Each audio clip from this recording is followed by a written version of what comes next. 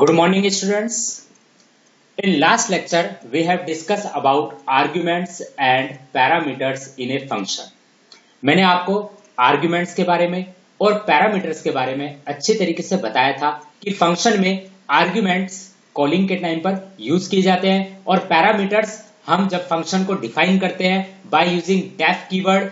जब हम फंक्शन की डेफिनेशंस को डिफाइन करते हैं तब हम जो आर्ग्यूमेंट्स पास करते हैं दैट्स कॉल्ड पैरामीटर्स। आज हम डिस्कस करेंगे डिफरेंट फॉर्म्स ऑफ आर्ग्यूमेंट्स। आज हमारा जो डिस्कशन होगा आपके साथ कि आर्ग्यूमेंट्स के अलग अलग टाइप के फॉर्म हो सकते हैं, कितने टाइप्स के आर्ग्यूमेंट्स होते हैं, इस पर आज हमारा डिस्कशन होगा। तो चलिए डिस्कस करते हैं different forms of arguments.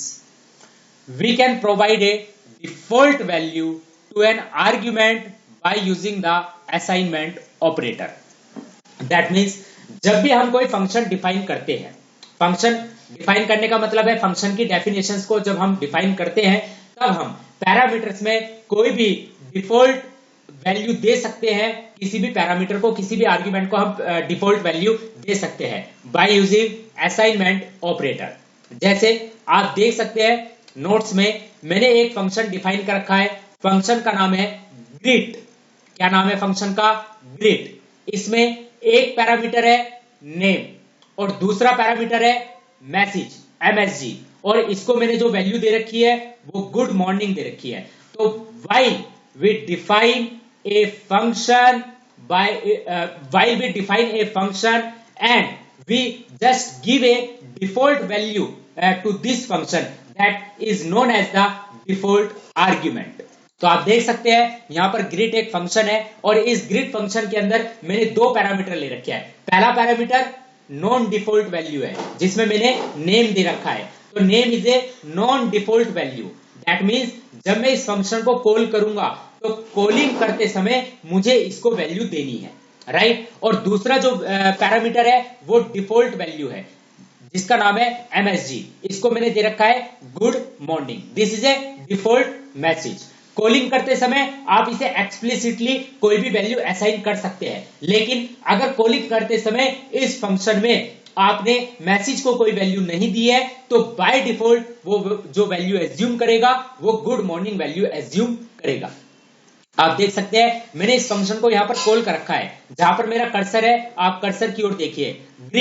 Greet में मैंने पहला आर्ग्यूमेंट क्या दिया है कॉलिंग करते समय? सतीश। तो ये जो सतीश आर्ग्यूमेंट है इसकी वैल्यू असाइन होगी किसको? पैरामीटर नेम को। तो देखिए फंक्शन में जो पैरामीटर नेम है इसको असाइन होगा सतीश। ओके। और जो दूसरा मैंने आर्ग्यूमेंट दिया है गुड नाइट, तो ये गुड नाइट किसको असाइन होगा? मैसेज को।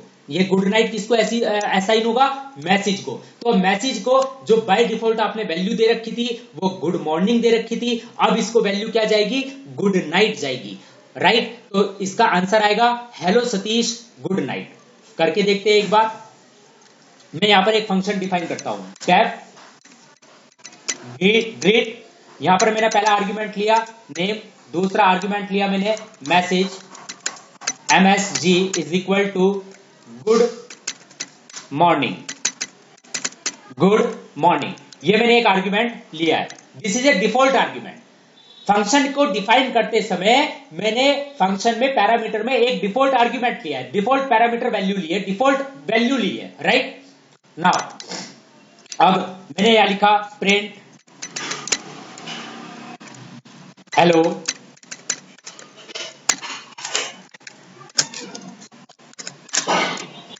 वन फिर dot format name comma MSG, name comma MSG, right. अब जब मैं इसे कॉलिंग करूंगा फंक्शन को ग्रेट, मैंने यहां पर दिया पहला आर्ग्यूमेंट मैंने दिया विनीत गुप्ता, राइट। और सेकंड आर्ग्यूमेंट दिया मैंने यहां पर good night. Good night, see you tomorrow, see you tomorrow, see you tomorrow. तो dear student when I run this program आप देख सकते हैं तो यहां पर आया hello Vineet Gupta good night see you tomorrow. तो ये जो good night see you tomorrow है, right, this value is assign to MSG। This value is assign to MSG, क्योंकि एमएसजी को बाय डिफॉल्ट वैल्यू क्या है, गुड मॉर्निंग है। अब आपने इसे क्या वैल्यू दी है, good night see you tomorrow. Okay, तो अब एमएसजी के पास जो वैल्यू जाएगी वो जाएगी good night see you tomorrow, और विनीत गुप्ता जो ये वैल्यू जाएगी ये पैरामीटर नेम को जाएगी, राइट। तो जब मैं इसे फंक्शन को कॉल करूंगा, आप देख सकते हैं this is the calling function, यहां पर this is the calling function, ये देखिए जिसे मैंने हाईलाइट किया है, this is the calling function. अब ये जब हम फंक्शन को कॉल कर रहे हैं तो ये कौन सा फंक्शन कॉल्ड होगा, ये this is the called function. Now this is the called function. तो while we calling the function, Vineet Gupta argument value is assigned to parameter name and good night see you tomorrow, this value is assigned to the default parameter MSG। जो मैंने इसको default value दे रखी है वो good morning दे रखी है। अब इसके पास वैल्यू जाएगी good night see you tomorrow, right. तो जो प्रिंट होगा, hello Vineet Gupta good night see you tomorrow. Okay, अब ये आपको समझ में आ गया होगा। लेकिन अगर मैं ये मैसेज पास नहीं करता हूं, जैसे सपोज अगर मैं ये मैसेज पास नहीं करता हूं, सपोज मैंने इस फंक्शन को कॉल किया सिंपली ग्रीट, और ग्रीट के अंदर मैंने विनीत गुप्ता पास किया, right. While I am calling the function I just don't pass the value of the parameter message, मैं इस आर्ग्यूमेंट की वैल्यू पास नहीं करता, तो बाय डिफॉल्ट अब ये जो वैल्यू लेगा वो लेगा good morning. This is the advantage of passing the default value while defining the function definition। तो फंक्शन डेफिनेशन को देते समय डिफॉल्ट वैल्यू की ये एडवांटेज होती है। जैसे अब अगर मैं इसे रन करूंगा तो रन करते समय आप देख सकते हैं hello Vineet Gupta good morning. ये कैसे आया, मैंने जब इस फंक्शन को कॉल किया, आप देख सकते हैं यहां से मैं इस फंक्शन को कॉल कर रहा हूं, ये देखिए मैंने इस फंक्शन को जब कॉल किया तो कॉल करते समय सिर्फ मैंने एक आर्ग्यूमेंट पास किया है, जो क्या है, Vineet Gupta. This argument is assigned to the variable parameter name, जबकि मैंने दूसरे आर्ग्यूमेंट को वैल्यू कोई कुछ भी असाइन नहीं की है। तो दूसरे आर्ग्यूमेंट की जो वैल्यू है वो बाय डिफॉल्ट क्या होगी, गुड मॉर्निंग, जो कि मैंने फंक्शन की डेफिनेशन देते समय डिस्क्राइब की है। तो जब मैं फंक्शन की डेफिनेशन दे रहा था तो फंक्शन की डेफिनेशन देते समय मैंने बाय डिफॉल्ट एमएसजी को क्या दिया था, गुड मॉर्निंग। तो यही इसकी क्या होगी, वैल्यू होगी। आई होप आपको समझ में आ गया होगा।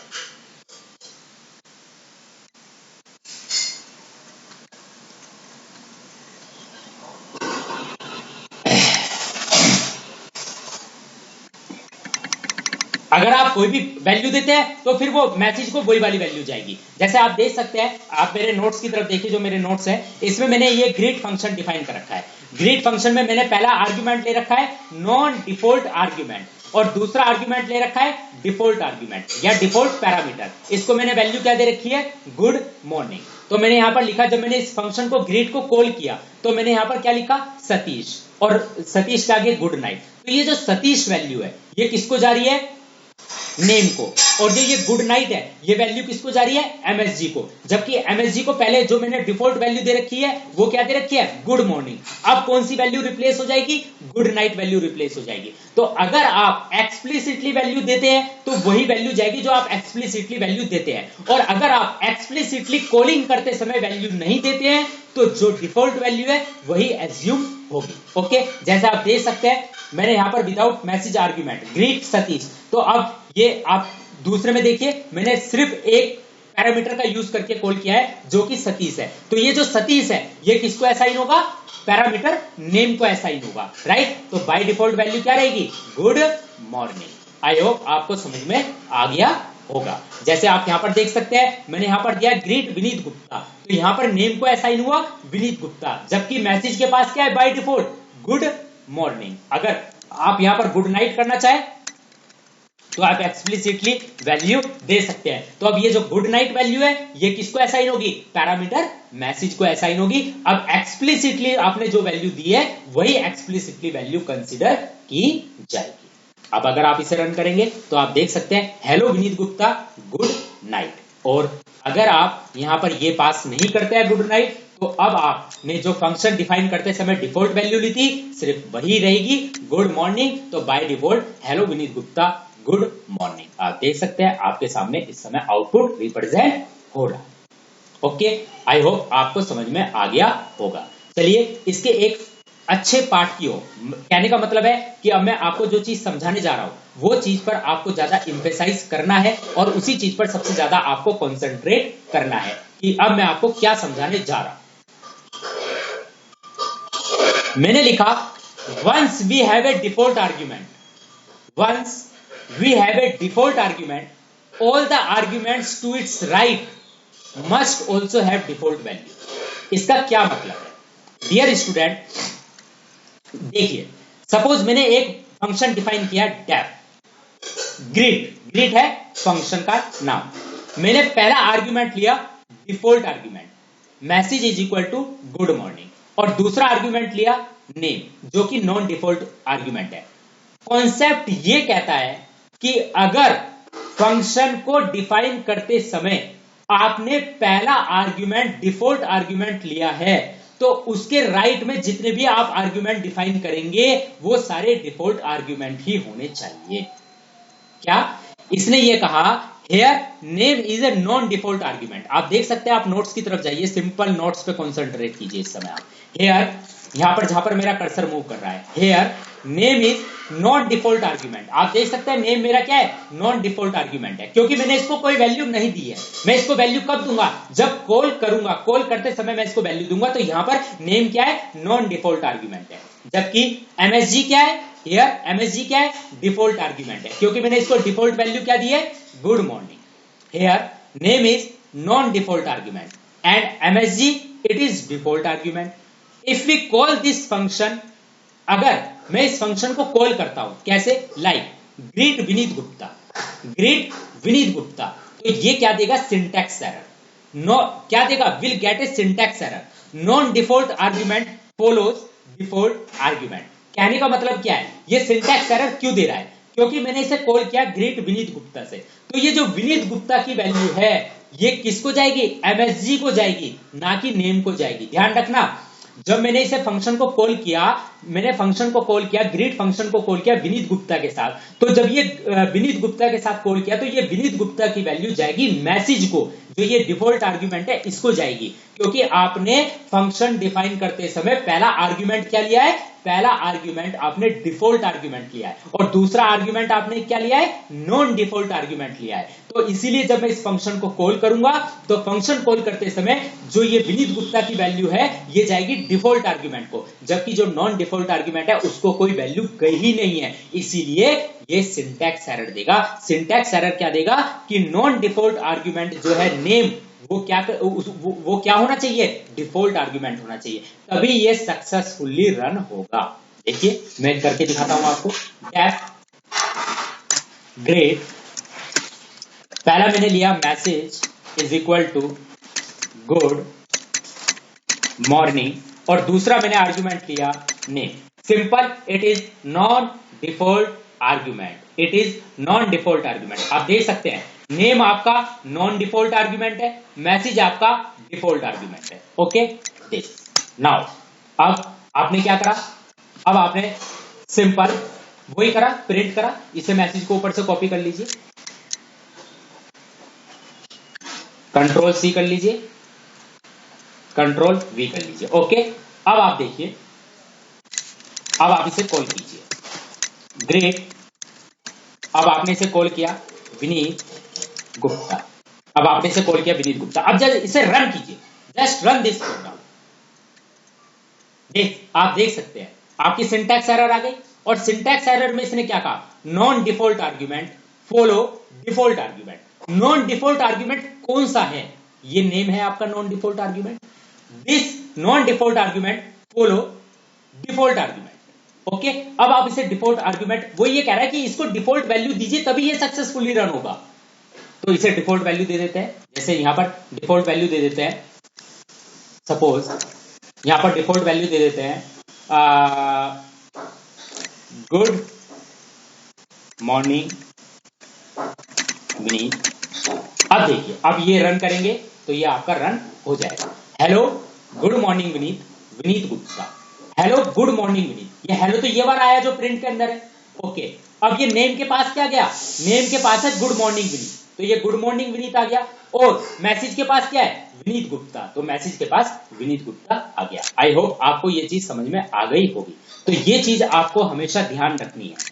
मैं इसको हटा देता हूं। ये आप इसे रन करेंगे तो रन करते समय ये आपका एरर देगा, तो इसलिए ये चीज आपको ध्यान रखनी है। मैंने इस चीज को नोट के थ्रू बता रखा है। Because in calling function, because in calling function, notes की तरफ आइए। Because in calling function there is no value for name argument, there is no value for name argument. आप देख सकते हैं नेम आर्ग्यूमेंट के लिए कोई भी वैल्यू नहीं है।